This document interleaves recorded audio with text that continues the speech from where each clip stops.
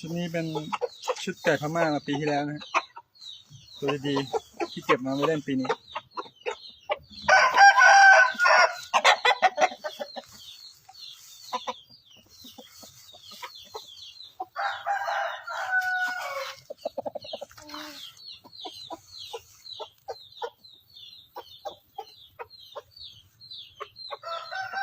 ในฝากติดตามด้วยนะ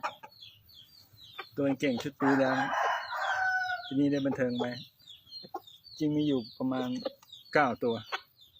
2 3 4 5 6เขายังไม่คืนอีก3ตัวเขาเอาไปทำพ่อพวกยืมไปทำพ่อจะมีตัวดีอยู่9ตัวพม่านะดูเอาพม่าแล้วไม่พม่าหงแดงแดงเวหาสิงห์บู M16 ทวีทรัพย์เจ้าลิเวอร์พูลหรือเจ้าทองแดงนะ